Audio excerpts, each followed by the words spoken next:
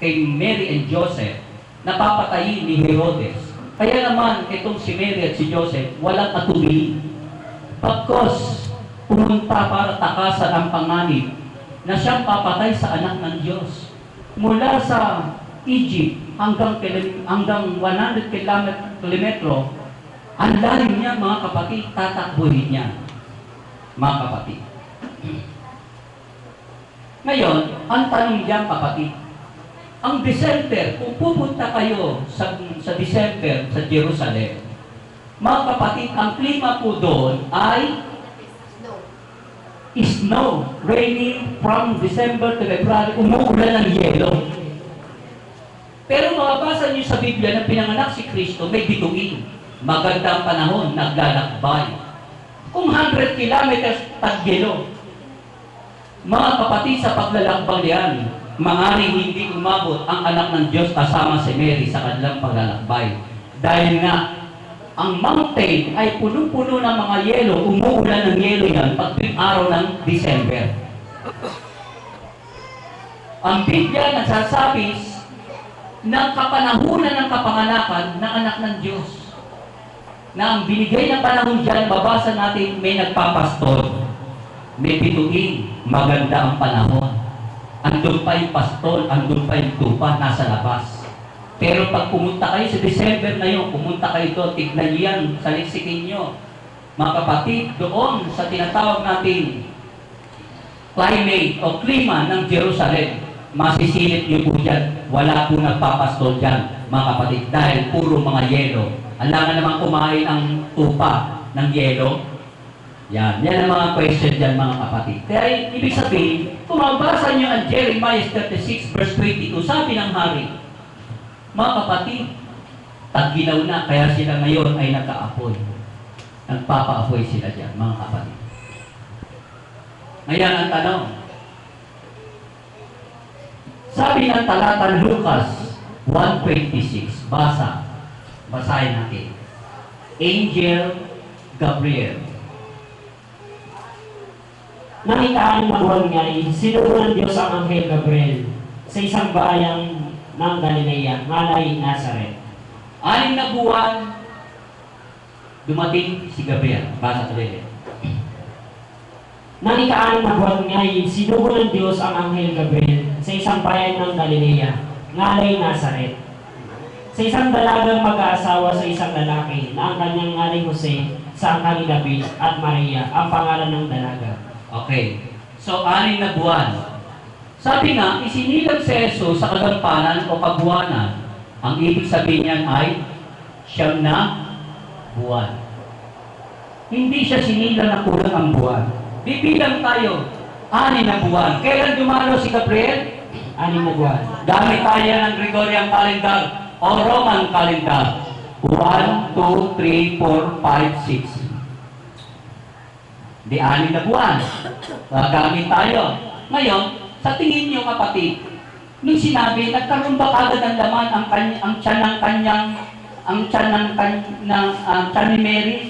Yes, dahil pagkatapos lang dyan sa katagang yan, tumakbo si Mary, pumunta yun sa kanyang pinsan na si Elizabeth. No? Nang ilang oras lang yan, mga kapatid. Pagkatapos dyan, meron na pong laman ngayon ang tiyan po ni Mary. Sabihin natin, isang buwan natin dito sa July. 1, 2, 3, 4, 5, 6. Sabi doon, sinilang si Jesus sa kagampanan ng buwan na siyang ika-9 na buwan. Bibilang tayo sa Roman calendar. 1, 2, 3, 4, 5, 6. 7, 8. Tama ka? 9. O, yan, 9. Bakit March? Bakit March? Hindi December.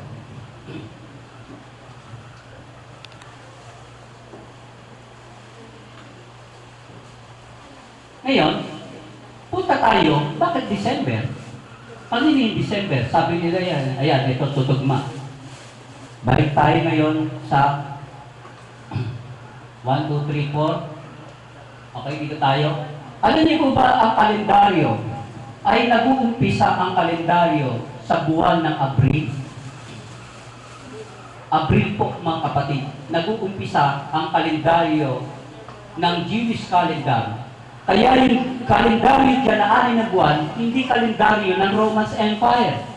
Hindi kalendaryo ng Roman Empire, kapatid. Hindi hulyong kalendaryo yan. Dahil ang Panginoon ay hindi, ang mga Israelita dyan ay hindi nakikipag-usap sa mga pagano. Sila lamang po mayroong Diyos. Hindi pa tayo kabilang dyan, kapatid, sa Jerusalem na yan noong panahon. Wala pa tayong Diyos. Ang Diyos natin, mga anito pa. Ang Diyos natin, hindi natin kilala si Yahweh. Hindi pa nilalabas ng Diyos ang biyaya at habag, kundi nandyan lang. Kaya ngayon, kapatid, ang ginagamit dyan, yung anniversary yan, hindi Roman kalendaryo, kundi Jewish calendar ang ginagamit dyan. Kaya ang kalendaryo, mga kapatid, ay nag-uumpisa sa talatang Abib. Okay, buksan natin ang Abib, tingnan natin Abib. Ngayon ay katumbas tat-araw. Abril sila nag-start ng kanilang parang pinaka-January. Ngayon, basahin natin Exodus 12 verse 2.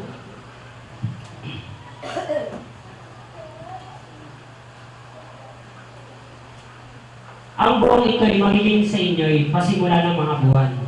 Siyang magiging unang buwan ng taon sa inyo. Okay. So, makikita natin yung Nisan, Esther 3:7. Pakibasa. Dalawa po kasi naging kalendaryo ito kay Jesus, andyan yan, meron yan sa Biblia. At hindi sa Exodus, yan po yung unang buwan.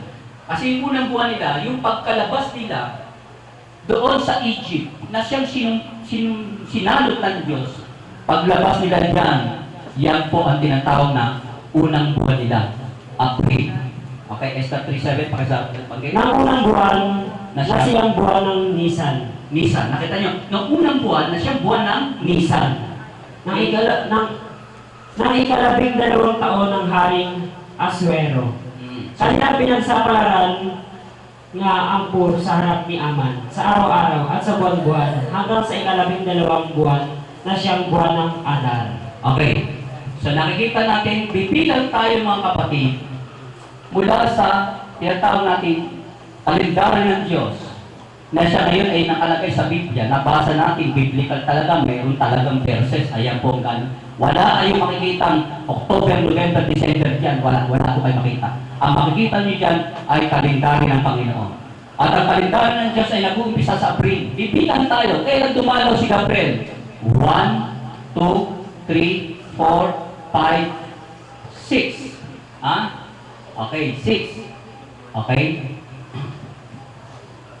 Dumalaw, April, May, June, July, August. Okay. Pagdating ng September, October, 1, 2, 3, 4, 5, 6, 7, 8, 9. Okay, bilangan natin. 1, 2, 3. Dito si Gabriel dumalaw. Dito si Gabriel dumalaw.